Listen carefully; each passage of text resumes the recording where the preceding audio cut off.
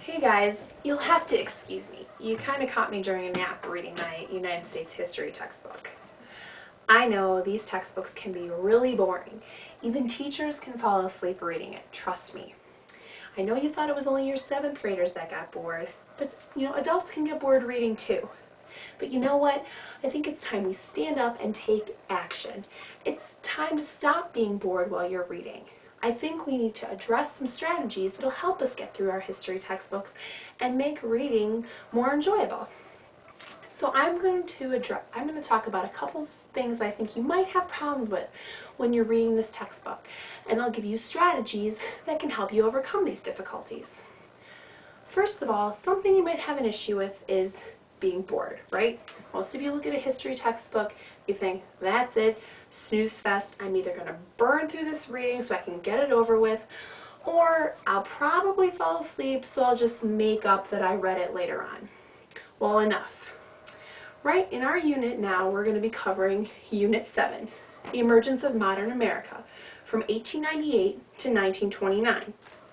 This covers 3 chapters.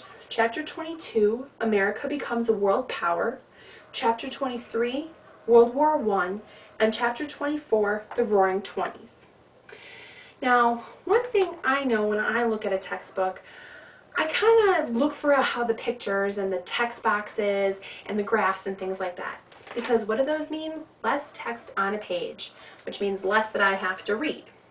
But you know what? Pictures can do something else great for you too. You can go ahead and embrace the pictures and the fact that you're going to kind of look at them when you read and get distracted from what you're reading. Look at those first. Flip through your book. Look at the timelines. Look at the text box. Look at the pictures and the maps. While you're looking at them, in your reader's notebook, write down some questions that you might have.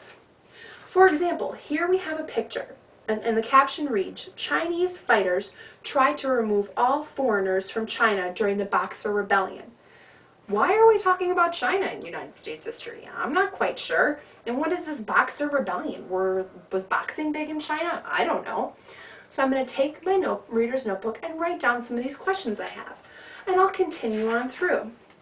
Later on in the chapter, I see there's a lot of stuff about the Panama Canal. There's a map about it, and there's a whole picture about them building it. What was the big deal about the Panama Canal? Who started that project? Who funded it? Was it easy to do? Why wasn't it done sooner? I don't know. I'm going to write down these questions. When I'm writing down questions from these pictures and graphs and things like that, I'm creating a purpose for my reading. I'm creating almost a quest. As I read now, I'm not just reading chapter 22 because Ms. DePonte told me to read it. I'm reading it because now I have some questions that I want to know the answers to. I have a mission while I read. So then when I'm going through and reading, I can jot down the answers to my questions. I can go through now with a purpose. Another thing that will help keep you from getting bored is taking breaks. That is very important. The nice thing about this book is each chapter is broken down into sections. When you're done with a section, there's a little review. Take a quick glance at the review, see if you get the main idea, and then get up. Take a stretch, have a glass of water, take a bite of your snack, just a quick little break, and you come back energized.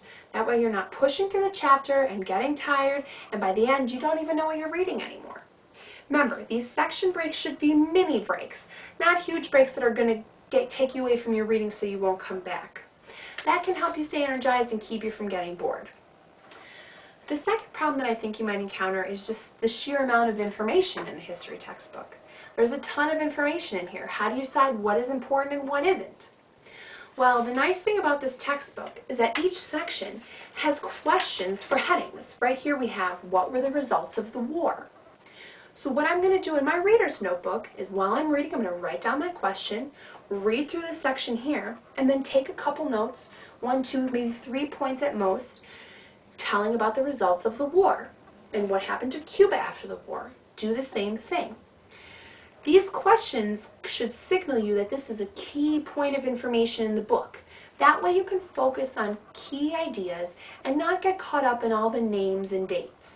Because history can definitely be overwhelming with names and dates. Finally, when you get to the chapter review, take a look at what the different sections are. We first have comprehension, identifying the facts, Then comprehension, understanding main ideas, and finally critical thinking, write your own opinion. Now I know facts and dates are important. I'm not going to say they're not, but history is a story and we have to remember that. We need to focus on the main ideas of our story or else we're going to get lost. So I would go straight to the comprehension, understanding main idea questions. Go through those questions. Make sure you can understand those. Use your notes, use what you remember, and answer those questions because those will help you focus on the main ideas. An important thing to remember about history is that it's a story. It's not just a collection of dates and names and places.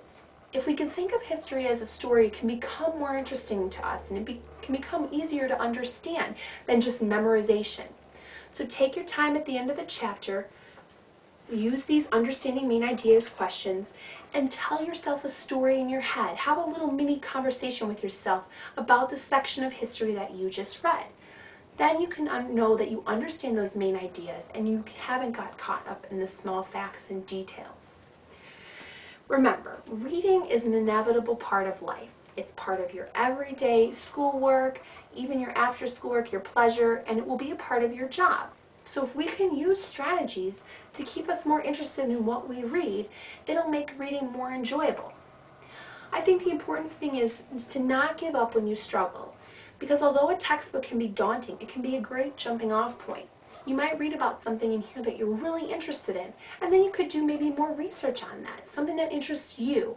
Then you're not just reading because your teacher tells you to. You're reading because you're truly interested in what you're reading about. And that really makes reading the most fun, right? When it's your choice.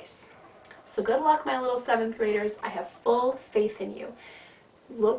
Take your time, take breaks, ask questions, and answer questions. And remember, history is a story, not a list of names and dates.